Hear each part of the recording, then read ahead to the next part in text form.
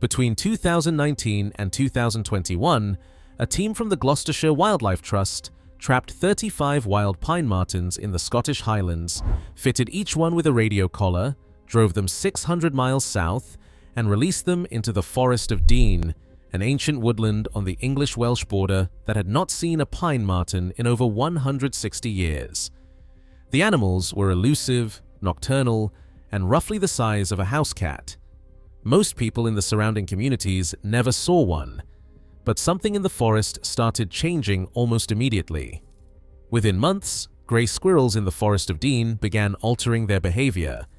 Their home ranges expanded, a sign of increased fear.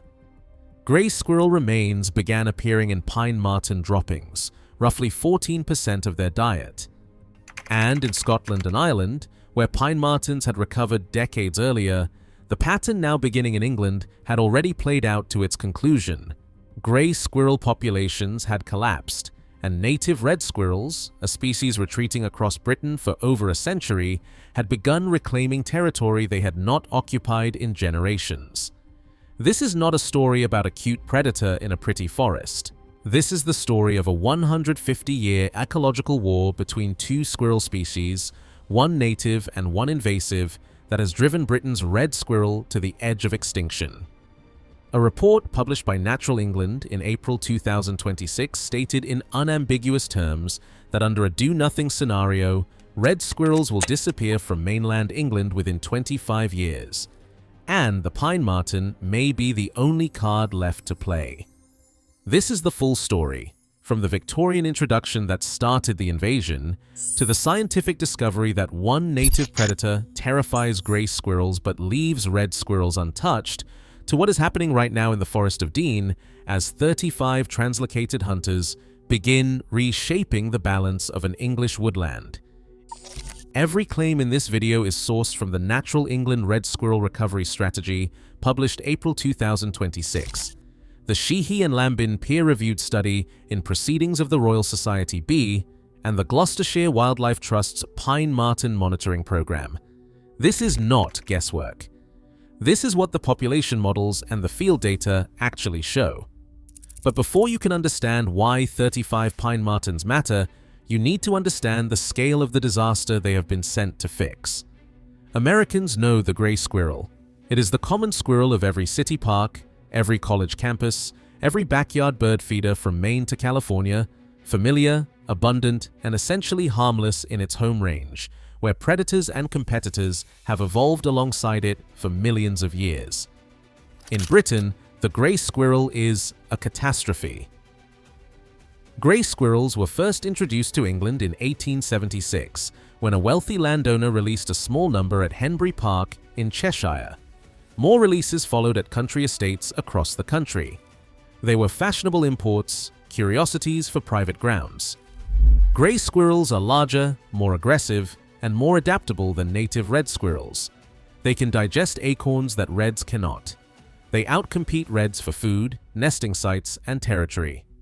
They strip bark from broadleaf trees, causing damage estimated at £37 million per year across English and Welsh woodlands, threatening the future of the entire broadleaf timber industry.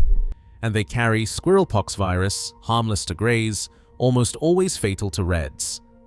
In areas where squirrelpox is present, red squirrel populations decline up to 25 times faster. The result, over 150 years, has been one of the most complete ecological displacements in European history. Red squirrels once occupied every county in Britain. Today, fewer than 40,000 remain in England. The grey squirrel population has reached an estimated 2.7 million. Red squirrels have lost roughly 95% of their former range. The government modeled nearly 20 different ways to save the red squirrel, from trapping and shooting to oral contraceptives currently under development. Every single one of them failed to deliver recovery. Except for one. And that one arrived in a peer-reviewed paper published in March 2018, and it changed everything. A groundbreaking study across Scotland and Ireland, led by Dr. Emma Sheehy and Professor Xavier Lambin, proved that where pine marten populations recover, grey squirrel populations collapse and red squirrels return. The relationship was not subtle. The higher the pine marten density in an area, the fewer gray squirrels. The fewer gray squirrels, the more red squirrels. But here is the finding that electrified the conservation world. The effect was asymmetrical. Pine martens devastate gray squirrels while leaving red squirrels essentially unharmed. Even at the highest marten densities in the Scottish Highlands, there was no negative association between pine marten numbers and red squirrel occupancy. The predator was selectively removing the invader. The reason is evolutionary. Red squirrels evolved alongside pine martens across Europe for hundreds of thousands of years. They are adapted to the predator, lighter, faster in the canopy, and hardwired with escape behaviors refined over millennia.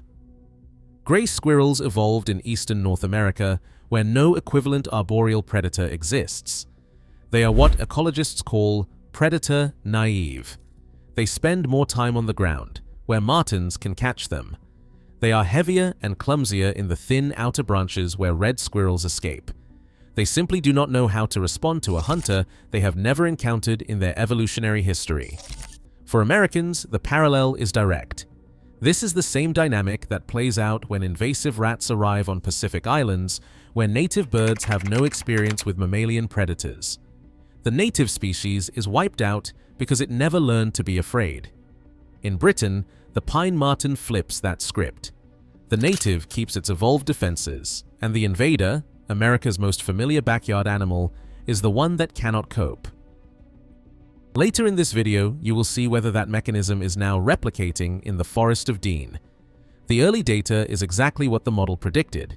But first, how the Forest of Dean reintroduction actually happened. The pine marten was hunted to near extinction in England by Victorian gamekeepers who classified it as vermin. The last confirmed sighting in the Forest of Dean was 1860. The species survived only in a stronghold in the Scottish Highlands, where it slowly recovered after receiving legal protection in 1988.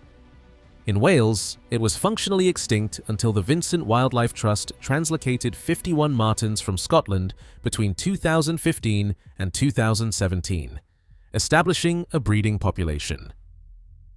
The Forest of Dean sits on the English-Welsh border, close enough that a new English population could eventually link up with the Welsh one, creating a connected corridor of pine marten territory across southwest England and Wales. It was the strategic location that made the reintroduction logical.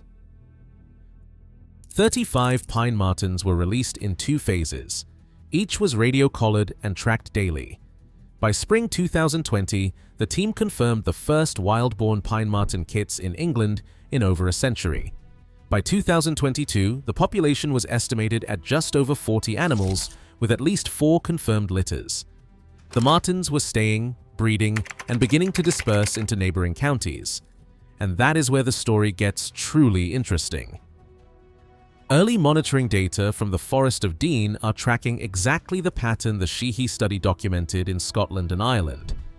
Grey squirrel remains in marten scats appear at rates consistent with established data. Grey squirrels show behavioral shifts, expanded ranges, and altered activity patterns that are already visible in the forest. The cascade is beginning.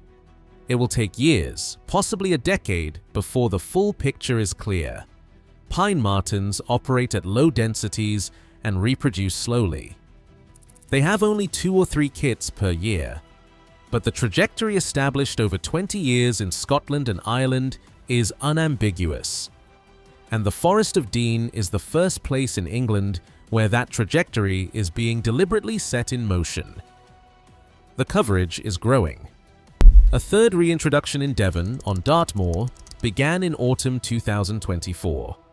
The Welsh population continues to expand southward. Each new territory a pine marten occupies is a territory where the grey squirrel faces a predator it has never evolved to escape. And each territory where greys decline is a territory where the red squirrel, if populations remain close enough to colonize, has a chance of returning. For Americans, the story carries a specific irony. The grey squirrel, the animal you barely notice, the one that raids bird feeders and buries acorns in suburban lawns, is, in Britain, a nationally recognized ecological disaster responsible for pushing one of Europe's most beloved native mammals toward extinction. And the solution now being tested in an English woodland is not a poison, not a trap, not a genetically engineered contraceptive.